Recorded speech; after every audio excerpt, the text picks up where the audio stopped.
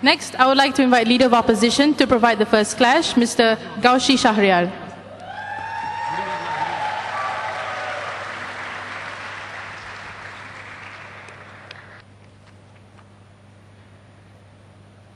Chairman, in this debate, we will not be essentially proving why democracy is bad, on which this side spent a lot of time talking about. We believe that is essentially understood by any average reasonable person.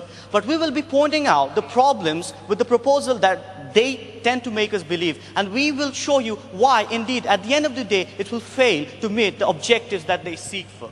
Now, first of all, let me characterize OIC.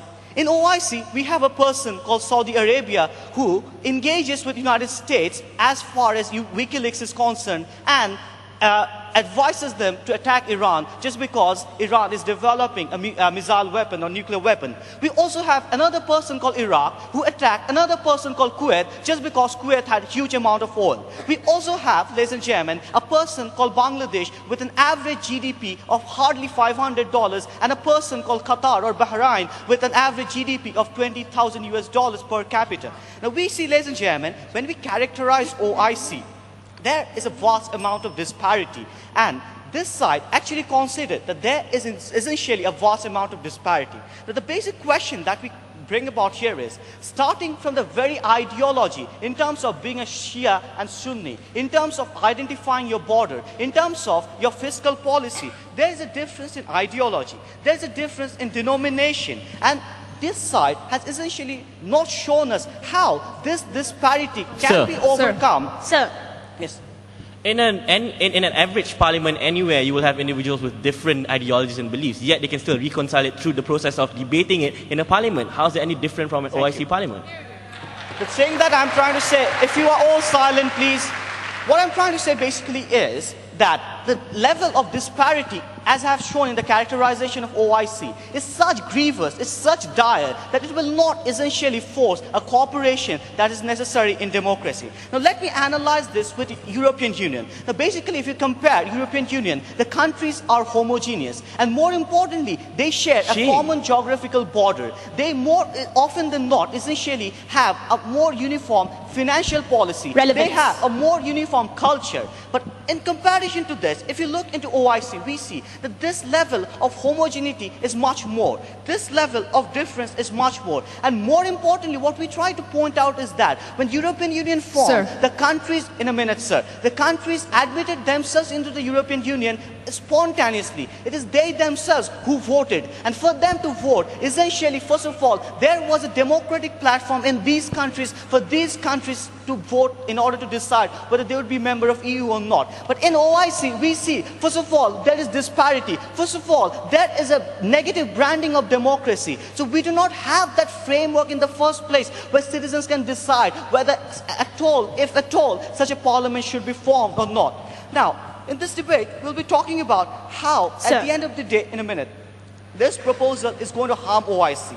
We'll be showing how this is essentially a top-down approach to push democracy, and that is not going to work. We'll also be talking about how it will affect the individual countries. First of all, starting with OIC, we believe that this will essentially create a political tension. We already have something called Arab League, and Iran is supposedly not a member of Arab League because it feels it is not properly represented in Arab League. We say that this is fundamentally important. Even if we have the so-called elected parliament, there will always be dissident countries like Iran or maybe Syria or any other country that will feel that they're not being properly represented in this country. And this will result in a political battle of power, ladies and gentlemen, and thereby create more dissension, whereby some countries will lobby more. Countries that will not be able to lobby sufficiently will get segregated, and at the end of the day, the overall unity of OIC members will be harmed. Yes, ma'am. If these countries are as heterogeneous as you say they are, which we concede to, how does the current model that the OIC has accommodate these differences? Ma'am, we are essentially showing you that your proposal does not at all solve this problem and does not at all bridge this disparity, but rather what it does is it increases this disparity and it harms the development of the natural democratic platform. We're not necessarily proposing anything else.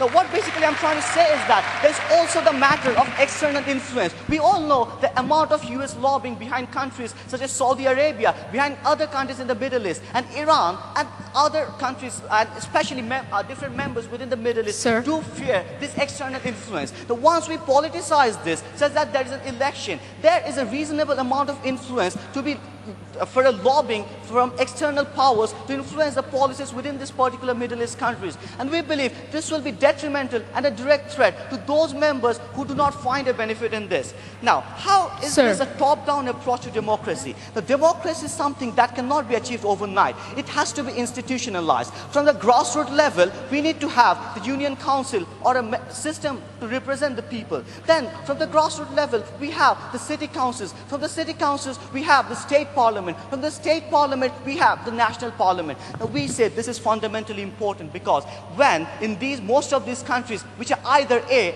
monarchies, or B, weak democracies, we see in most of these countries, there is no availability of a democratic platform from a grassroots level. Sir. And what this side is essentially trying to do, they're trying to adopt a top-down approach. They're trying to enforce democracy at an international level. We see this is essentially not going to work because the people who are going to be represented at these places are basically the representatives of the monarchies or the corrupt governments. Because as long as people cannot express their voice from the grassroots level, at the city level, at the state level, no matter whatever they propose, essential and elegant representatives will not be going into the OIC. Now, essentially, how is it harming OIC and OIC countries? Now, first of all, as I've been talking about, as I was talking about in the first minute, this is going to create more political tension because now there will be a battle for power, where each country will try to garner more support, essentially to get their delegations passed, to get their policies passed. We said this is negative. In the status quo,